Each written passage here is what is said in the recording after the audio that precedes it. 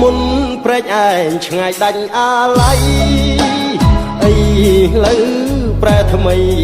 នៅចិត្តបោះកាយការីចំរោទ្រូងបងឥតស្បើយ